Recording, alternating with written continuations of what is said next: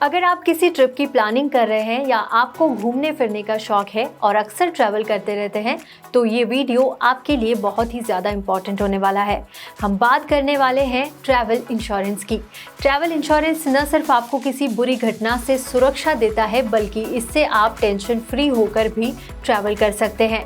जैसे जैसे ये वीडियो आगे बढ़ेगा इस वीडियो में जानेंगे कि ट्रैवल इंश्योरेंस क्यों ज़रूरी है और जब आप कोई ट्रैवल इंश्योरेंस ले रहे हैं तो उनमें क्या क्या देखकर उसे ले, यानी स्मार्ट बाइंग कैसे करें।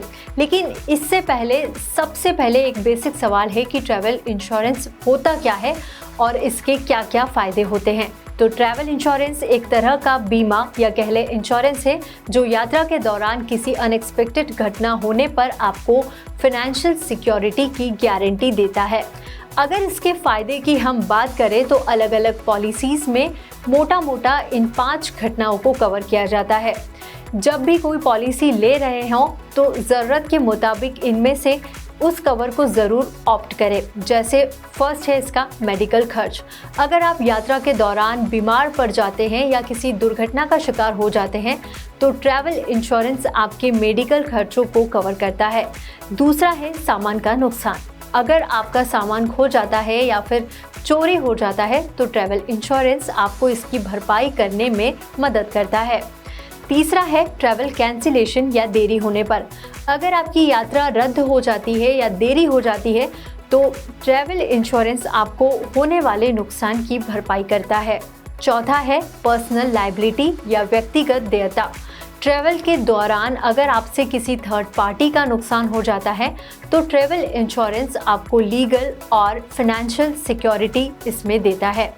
पांचवा है अगर आपका पासपोर्ट खो जाए तो। अगर यात्रा के दौरान आपका पासपोर्ट खो जाता है तो ट्रैवल इंश्योरेंस आपको नए पासपोर्ट बनवाने से लेकर दूसरे खर्चों तक देने में मदद करता है।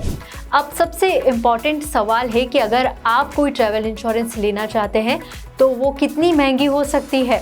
ट्रैवल इंश्योरेंस की लागत इन फैक्टर्स पर निर्भर करती है, देख लेते हैं।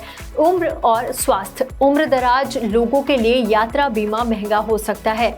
ऐसे में वो प्लान चुनें जो आपकी स्वास्थ्य संबंधी सारी ज़रूरतों को पूरा करे। डेस्टिनेशन।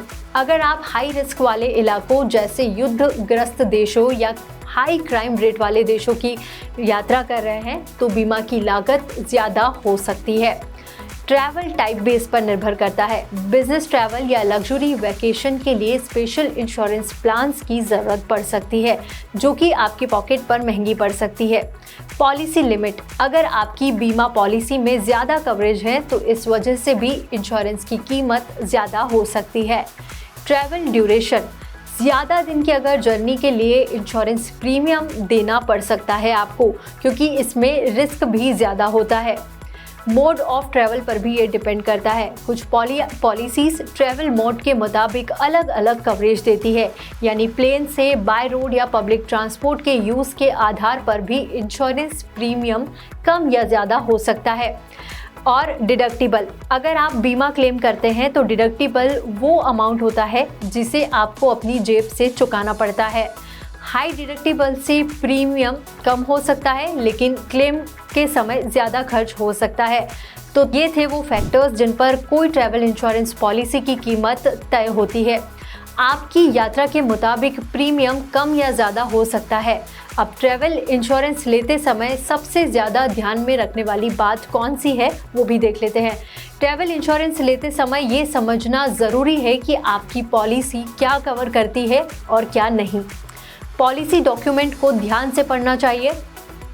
कवरेज, एक्सेप्शंस और लिमिट्स के बारे में अच्छे से जान लेना चाहिए। अस्पष्ट भाषा या हिडन कंडीशंस यानी छिपे हुए नियमों वाली पॉलिसी से हमेशा बचना चाहिए, नहीं तो यात्रा के दौरान फालतू का खर्च हो सकता है। क्या आप अपना ट्रैवल प्लान बनाते समय ट्रैवल इंश्योरेंस के बारे में सोचते हैं? अगर हाँ तो आप किस टाइप का इंश्योरेंस लेना पसंद करते हैं हमें कमेंट करके ज़रूर बताएं और इसी तरह के वीडियोस के लिए एनडीटीवी प्रॉफिट हिंदी को सब्सक्राइब ज़रूर करें।